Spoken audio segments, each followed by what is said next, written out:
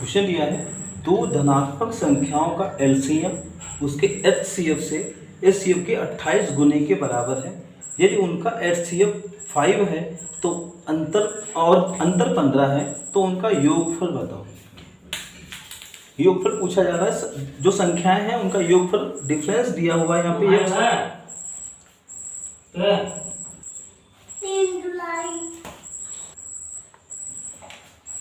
तो एचसीएफ दिया है 5, एचसीएफ 5 है तो एलसीएम कितना हो जाएगा। एलसीएम यहाँ कह रहा है 28 गुना है तो 5 का 28 से 5 को 28 से गुना करेंगे, 5 अट्ठे 40, 5 2 10 14, यानी एलसीएम उसका 140 है, एचसीएफ 5 है। और फार्मूला होता है संख्याओं का गुणनफल बराबर मासा गुणे लासा। तो यानी पहली संख्या x मान ली, दूसरी y, तो x इंटू वाई बराबर क्या हो जाएगा, एचसीएफ और एलसीएम की मल्टीप्लाई इसकी संख्याओं की मल्टीप्लाई के बराबर होता है। तो ये 14 पंचे 70 यानी 700, ये संख्याओं का गुणा कितनी है 700 में। यहाँ पे निकालना अंतर दे रखा है तो हमें योगफल पूछा जा रहा है। तो होता है फार्मूला x प्लस वाई का होल स्क्वायर, ये बीजगणित में आपने पढ़ा होगा, बराबर x माइनस वाई का होल स्क्वायर माइनस 4xy, ये फार्मूला होता है। और यहाँ पे वैल्यू डालेंगे तो x प्लस वाई तो पूछा जा रहा है, ऐसे उतार लेंगे x प्लस वाई का होल स्क्वायर बराबर x माइनस वाई का होल स्क्वायर करना है। x माइनस वाई का मान कितना दिया है, डिफरेंस 15 है तो 15 का स्क्वायर कितना हो जाएगा, यहाँ पे प्लस होता है तो 225 हो जाएगा, 225 प्लस 4 इंटू एक्स वाई कितना 700 है तो ये 700 हो जाएगा। अब गुणा करके इसमें जोड़ लेंगे तो ये हो जाएगा 7 को 28, 30 25 हो जाएगा, 30 25। तो x plus y whole square ये इतना आ गया तो पावर हटाएंगे तो घात हटाएंगे इधर वर्गमूल का चिन्ह लग जाएगा। एक्स प्लस वाई बराबर हो जाएगा 30 25 रूट में, तो इसकी वैल्यू कितनी होगी, इसका वर्गमूल निकाल लेंगे, 4 पचम 25 5 हो गया और 6 पंचे 30 यानी 55 तो इसका योगफल कितना हो जाएगा 55, इसका करेक्ट आंसर होगा। अगला प्रश्न दिया है 564 को दो भागों में इस प्रकार विभाजित किया जाता है कि पहले भाग के 8वें और दूसरे भाग के 5वें हिस्से का अनुपात 5:4 है। दोनों भाग क्रमशः क्या होंगे। यानी इसको दो भागों में बांटा गया है, दोनों भागों के मान पूछे जा रहे हैं। ये पहला भाग हो गया, ये दूसरा भाग हो गया, और इसका जो रेशियो दिया है वो 5:4 दिया है, ठीक है। तो लेकिन हम यहाँ पे ये लिखा है पहले भाग का 8वां, ये पहला भाग है उसका 8वें का मान है, लेकिन हमें पूरा मान कितना हो जाएगा, ये 8वां भाग 5 है तो पूरा भाग 8 पंचे 40 हो जाएगा, क्योंकि 8वें भाग का मान 5 है तो 8 पंचे 40 हो गया। दूसरा ये कह रहा है दूसरे भाग का 5वां हिस्सा, ये भाग दूसरा है 4, ये 5वां हिस्सा है तो पूरा भाग कितना होगा, तो 4 और 5 के हम गुणा कर लेंगे, 4 पंचे 20, तो ये काट लेंगे 20 एकम 20 दूनी 40। तो जो पहले भाग और दूसरे भाग में जो रेशियो आया है वो 2:1 का आया है, ठीक है। अब सॉल्व कर लेंगे, 2 1 कितना हो रहा है 3 की वैल्यू किसके बराबर है, यहाँ पे टोटल कितना है 564, यहाँ पे टोटल कितना है 2 3 है, यहाँ पे टोटल 564 है, ये 3 की वैल्यू 564 है। अब काट लेंगे 3 एकम 3, 2 बचा, 3 अट्ठे 24, 3 अट्ठे 24, 1 की वैल्यू कितनी होगी 188। तो यहाँ पे 2 का मान निकालना है तो 2 से गुणा कर लेंगे, 2 से गुणा कर लेंगे, या ऐसे देखो 1 का मान आ गया, यहाँ पे 2 है तो 2 से गुणा कर लेंगे, कितना हो जाएगा 2 अट्ठे 16, 2 अट्ठे 16 और 1 17, 2 एकम 2 1 3, तो ये मान हो जाएगा पहला भाग 376। इसका रेशियो 1 है तो 1 से गुणा करेंगे, 188 एकम 188, तो यही भाग हो जाएंगे, पहला भाग 376 हो जाएगा, दूसरा 188 हो जाएगा।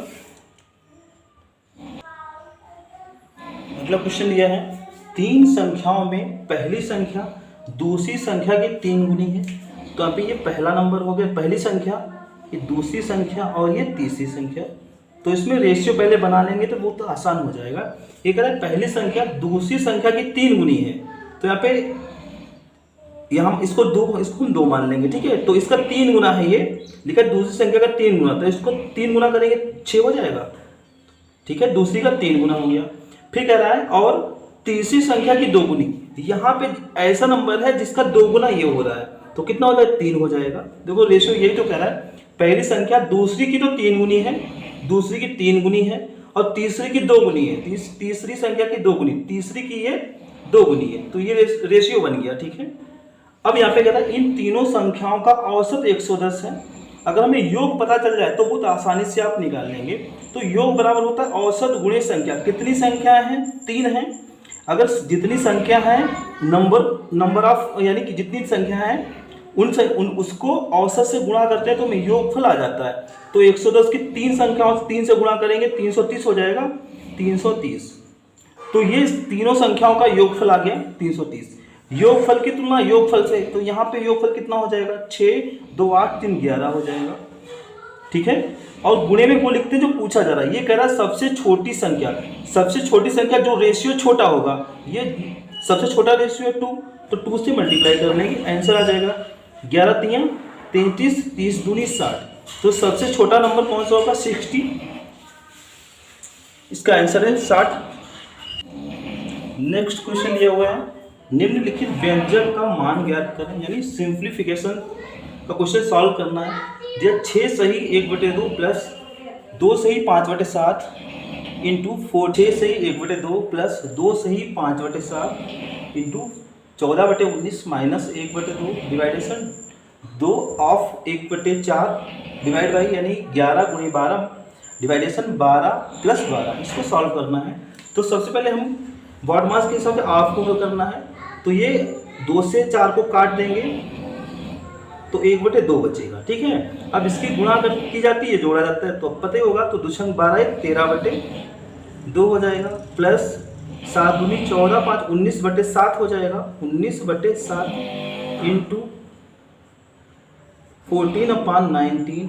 यहाँ पे देखो माइनस का 1/2 है और ये भी 1/2 है, डिवाइडेशन लगा हुआ है। 1/2 से 1/2 को जो भाग करेंगे तो 1 ही तो आएगा।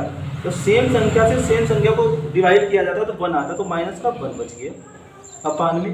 तो 11 दिया हुआ है, 12 से 12 को डिवाइड करेंगे 1 आएगा और प्लस का 12 दिया हुआ है। अब यहाँ पे देखो गुणे में तो ये भी कट रहा है, 19 से 19 कट गया, 7 7 दूनी 14 हो गया। अब इधर देखो ये दिया 13/2, प्लस का 2 है माइनस का 1 है, तो प्लस का 1 बचेगा, प्लस का 1।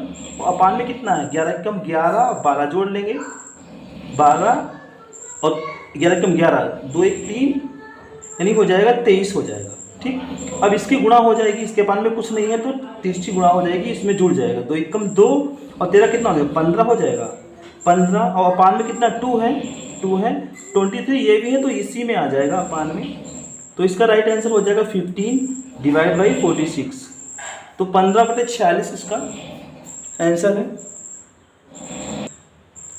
अगला प्रश्न दिया है एक लंबवृत्तीय समूह का वक्रपृष्ठीय क्षेत्रफल 3185 पाई वर्ग सेमी है। यदि इसके आधार की त्रिज्या पाई सेमी है तो इसकी ऊंचाई सेमी में कितनी होगी? यानी जो समूह का वक्रपृष्ठीय क्षेत्रफल दिया है तो पाई आर यल होता है, वक्रपृष्ठ क्या होता है? पाई आर यल। इसकी वैल्यू दे दी है 3185 पाई। आर की जगह आर का मान 35 इसके पुट करेंगे तो पाई हो जाएगा इंटू 35 इंटू यल बराबर 3185 पाई। पाई से पाई कट गया, अब 7 से काट लेंगे, 5 से काटो पहले, 5 7 35, 5 6 30, 5 3 15, 5 7 35, 7 ने 63, 7 1 7। तो यल की वैल्यू आ गई है 91। चाहो तो आप अगर ऊंचाई पूछी जा रही है तो एच का फार्मूला होता है एच बराबर √L² माइनस R²। इस तरह आप सॉल्व कर सकते हैं। इसके अलावा अगर आप नहीं सॉल्व करना चाहते हैं, जल्दी से ऐसे आंसर देना है, तो ट्रिपलेट आपको याद होना होगा। सबसे ये होता है 5 12 13 का ट्रिपलेट होता है। ठीक है, तो हमारी भुजा इसमें कितनी है? 35 है, तो इसको 5 को कितने से गुणा किया गया? 7 से गुणा किया, 5 7 35। तो इसको भी देखो 7 से गुणा करेंगे, 62 84, इसको भी 7 से गुणा करेंगे, 63 91। देखो एक भुजा 35 है, एक 91, ये 91 आया है। ये 35 से 91 के साथ में तीसरी भुजा कितनी होती है? 84 होती है। तो ये जगह कितना हो जाएगा? 84 हो जाएगा। चाहे इस फार्मूले से सॉल्व करें तब भी आपका यही आएगा। एक दुकानदार 15% की छूट देता है और फिर भी 5% का लाभ प्राप्त करता है। यदि क्रय मूल्य ₹340 हो तो अंकित मूल्य यानी मार्केट प्राइस ज्ञात करें। तो एक रेशियो होता है यानी सीपी और एमपी में, यानी 100 में से जो डिस्काउंट घटा देते हैं तो सीपी का रेशियो बन जाता है। 100 में से 15 घटाएंगे कितना, 85 हो जाएगा, तो सीपी 85 हो जाएगा। और एमपी जो मार्केट प्राइस है वो प्रॉफिट में 100 को जोड़ देते हैं, 100 को प्रॉफिट में जोड़ने से हमें एमपी पता चलता है, 100 में से डिस्काउंट को कम करने से घटाने पे हमें सीपी पता चलता है। तो 105 105 हो जाएगा। तो ये रेशियो बन गया। आप चाहे तो इसको सिंप्लीफाई कर ले, नहीं तो ऐसे भी सॉल्व कर सकते हैं। यहाँ पे क्रय मूल्य दिया है तो यहाँ पे लिख लेंगे 340। क्रय मूल्य की कंपेयर क्रय मूल्य से करेंगे। क्रय मूल्य कितना है, सीपी कितना है, 85 है। और मल्टीप्लाई वही जो पूछा जा रहा है, एमपी पूछा जा रहा है मार्केट प्राइस, तो ये 105 से मल्टीप्लाई कर लेंगे। अब सॉल्व कर लेंगे। 5 से काटेंगे, 5 एकम 5, 5 सते 35 और 5 दूनी 10, 5 एकम 5, 17 दूनी 34, 0, 21 दूनी 42 और 1 0, यानी 420 रुपये इसका मार्केट प्राइस होगा। 420 करेक्ट आंसर इसका।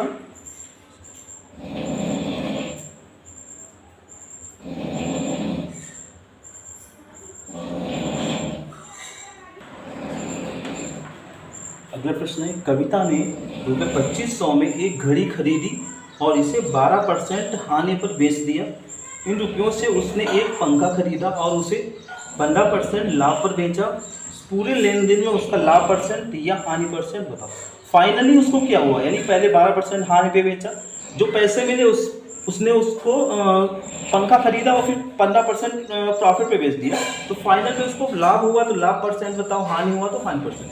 तो इस तरह का जब भी सवाल तो आपको फार्मूला लगाना है, x plus y plus x into y upon 100, ये फार्मूला होता है। x मतलब पहला परसेंट, y मतलब दूसरा परसेंट। अगर प्रॉफिट हुआ है तो प्लस में वैल्यू लिखी जाएगी, अगर लॉस हुआ है तो माइनस में लिखी जाएगी। तो 12% हानि है तो यहाँ पे हो जाएगा 12 माइनस का। फिर दूसरा क्या है, 15% लाभ है तो यहाँ पे प्लस का 15 रहेगा। अब इन्हीं मानों को इन्हीं साइन के साथ यहाँ पे मल्टीप्लाई में लिखना है। माइनस का 12 इंटू वाई मतलब दूसरे मान 15 है और अपान में कितना 100। अब ये सॉल्व कर लेंगे तो ये प्लस का 3 बचेगा, ये गुणा कर लेंगे कितना हो जाएगा, 15 दूनी 30 हो जाएगा। पूरा तो कट नहीं रहा है, चलो काट गुणा कर लो, 15 दूनी 30 का हो जाएगा 0, 15 कम 15 3 18, 180 अपान में कितना है 100 है। ये प्लस माइनस माइनस हो जाएगा। तो यहाँ पे भाग जब वो 10 से भाग करेंगे तो एक स्थान में पॉइंट लग जाता है, तो ये हो जाएगा 3 माइनस 1.8। अब 3 में से 1.8 को हमें घटाना है तो ये बचेगा 2.2%। अगर ये वैल्यू प्लस में आती है तो हमारा प्रॉफिट होता है, अगर माइनस में आती है तो हमारा लॉस होता है। तो यहाँ पे 2.2% का उसे लाभ होगा।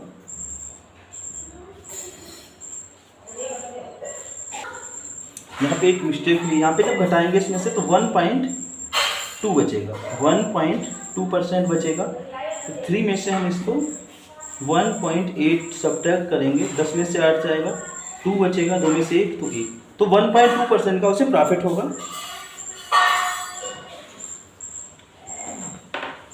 क्वेश्चन दिया है, यदि कोई धनराशि चक्रवृद्धि ब्याज की एक निश्चित दर पर 4 वर्ष में स्वयं की 1.5 गुनी हो जाती है, वही धनराशि समान ब्याज दर पर कितने वर्षों में स्वयं की 2 सही 1/4 गुनी हो जाएगी।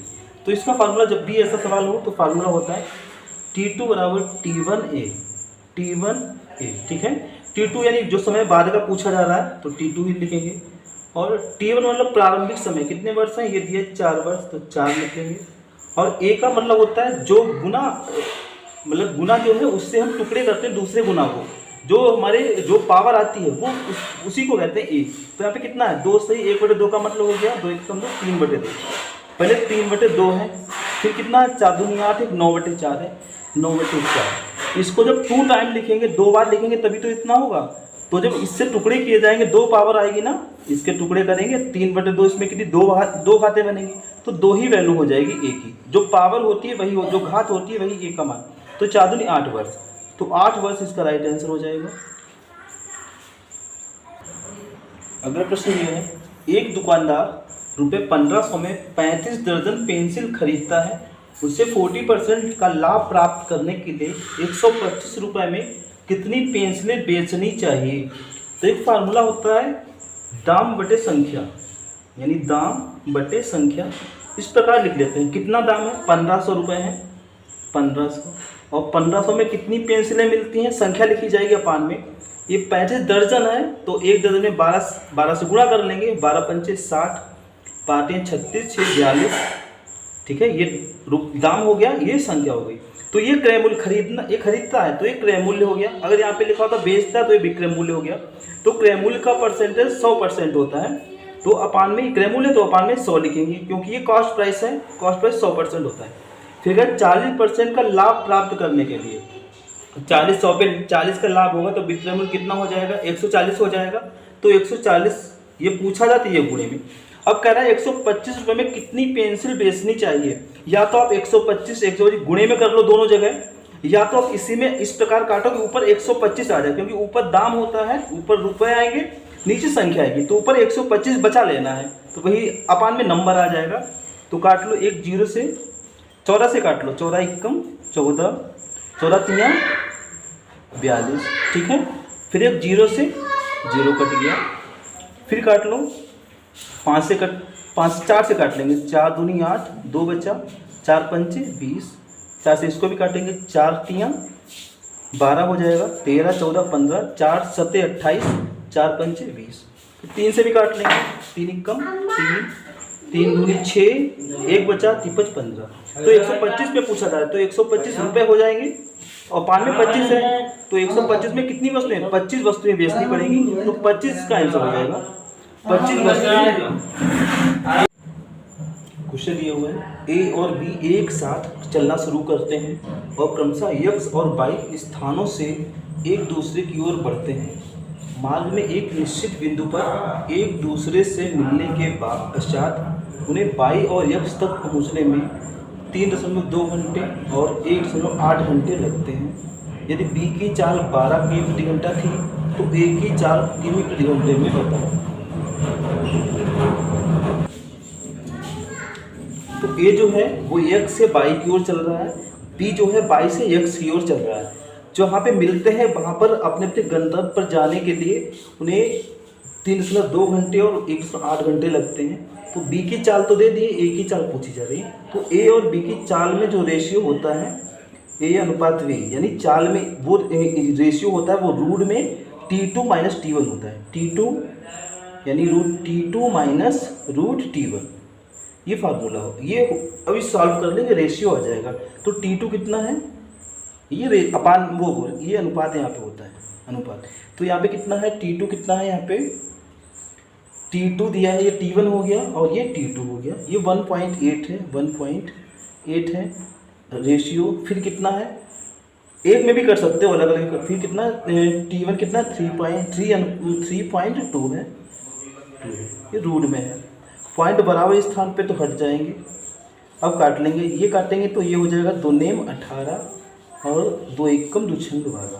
तो 9 का वर्गमूल 3 हो जाएगा, 16 का वर्गमूल 4 हो जाएगा। यानी ए और बी में जो चाल का रेशियो है वो 3:4 का है।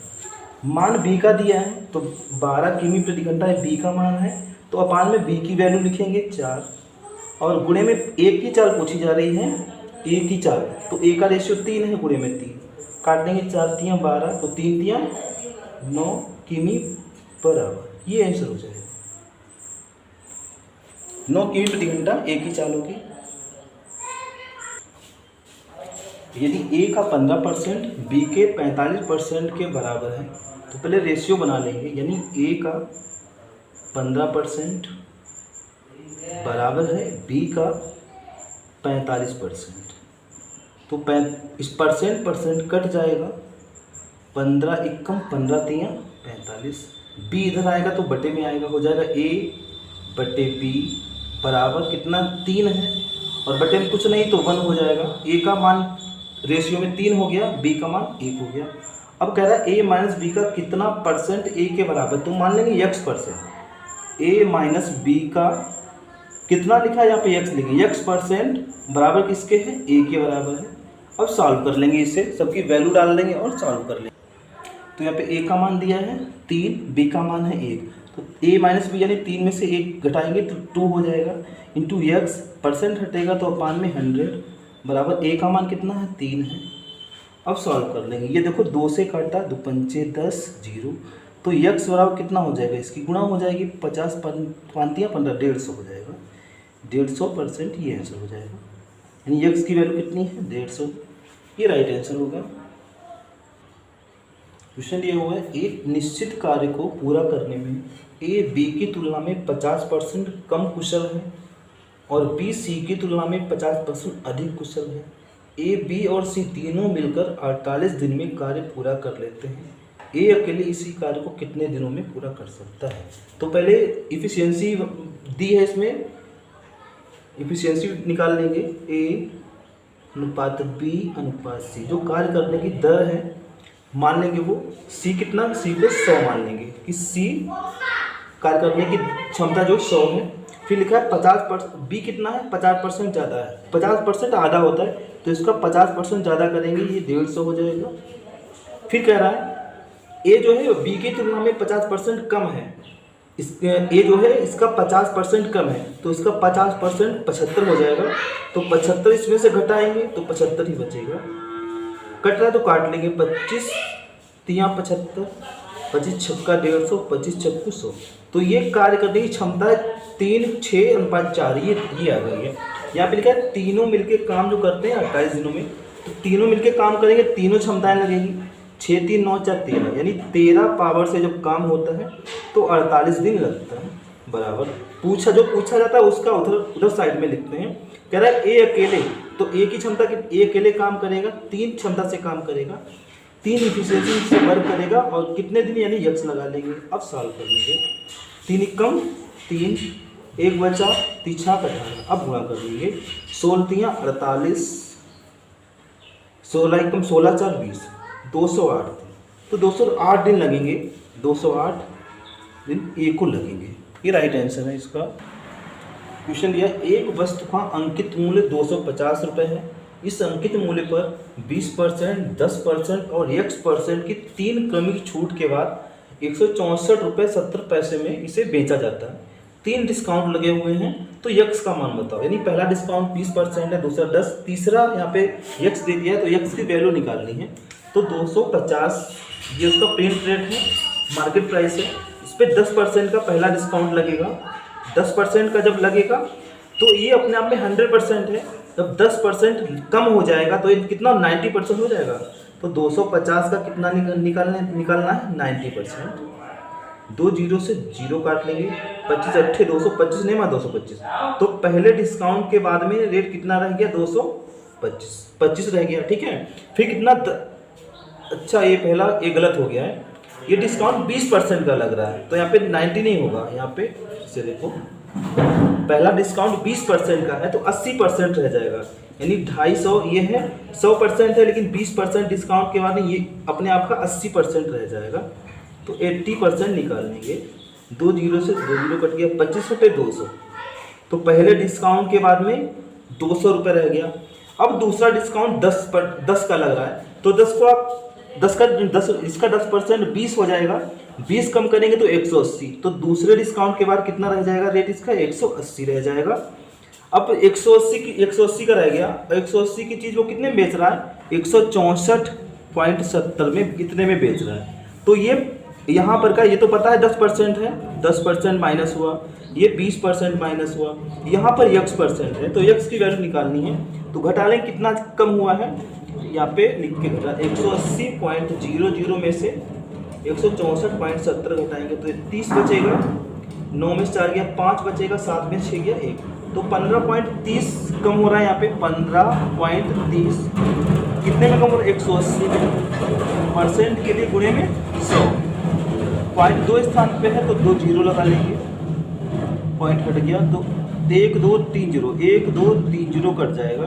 अब 18 से 5 3 8 9 से कट जाए, 9 दूनी 18, 9 एक कम 9, 6 बचा, 9 7 63, 2 से 17 को जब डिवाइड करेंगे तो आ जाएगा 8.5, तो x की वैल्यू 8.5% है। जो तीसरा डिस्काउंट है वो कितना है 8.5% है तीसरा डिस्काउंट, ये आंसर हो जाएगा इसका। क्वेश्चन दिया है, एक तैराक स्थिर जल में 12 किमी प्रति घंटे की चाल से तैर सकता है। यदि एक नदी 2 किमी प्रति घंटे की चाल से बह रही है तो तैराक को धारा के विपरीत दिशा में 6 किमी तैरने में कितना समय लगेगा। जब एक ही दिशा में यानी तैराक जो है, तैराक और धारा एक ही दिशा में होती है, एक ही दिशा होती है यानी अनुकूल, तो उसमें चालें जुड़ जाती हैं। लेकिन यहाँ पे विपरीत है तो विपरीत में चालें घट जाएंगी, तो सापेक्ष चाल तो घट जाएगी। और पूछा जा रहा है समय, तो समय बराबर होता है दूरी बटे चाल। समय बराबर दूरी बटे चाल।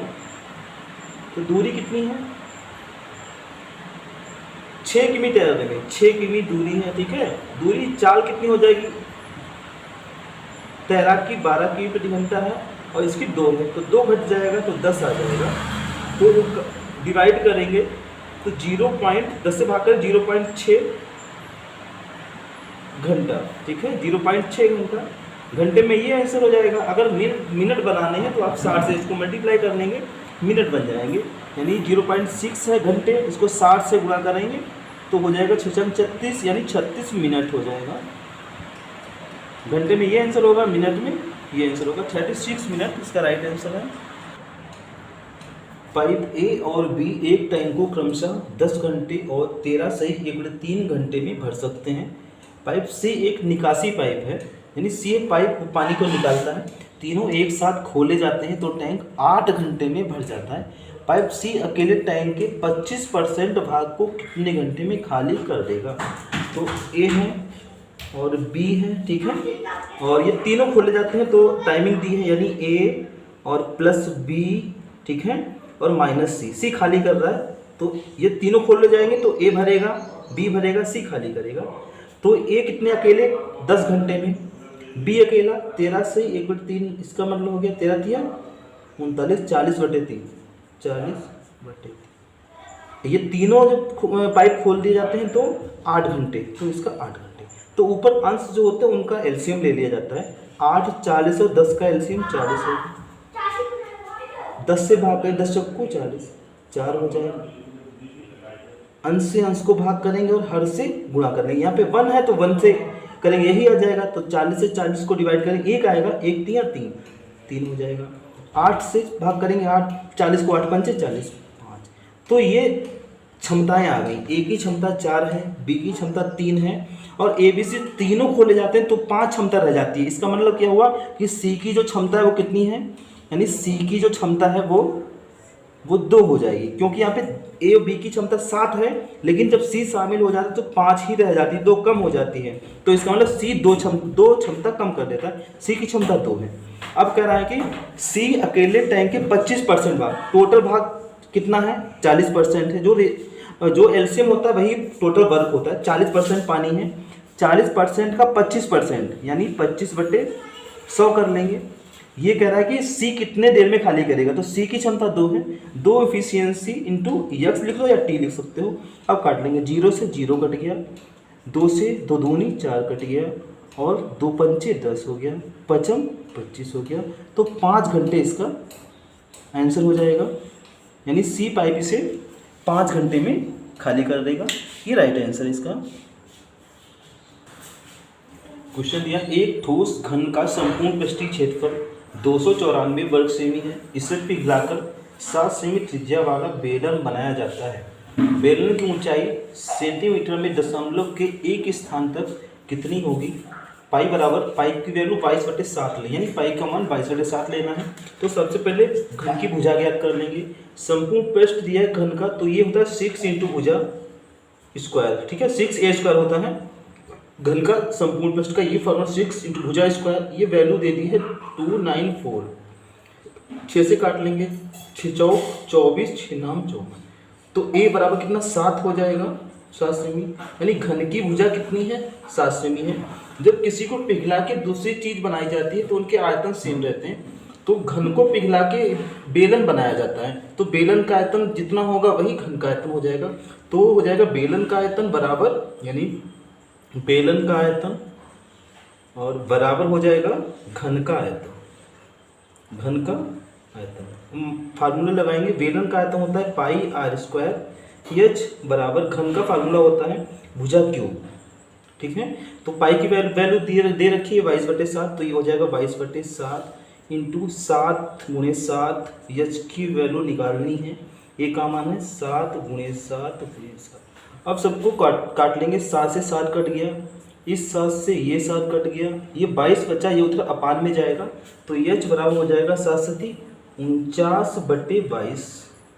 अब 22 से नहीं कट रहा तो भाग कर देंगे, 22 दूनी 44 हो जाएगा, 44 बचेगा 5, फिर 50 और फिर पॉइंट लगा के 22 दूनी 44, लगभग 2.2 सेमी ये हो जाएगा ऊंचाई। ये इसका राइट आंसर होगा, 2.2 सेमी इसका आंसर होगा।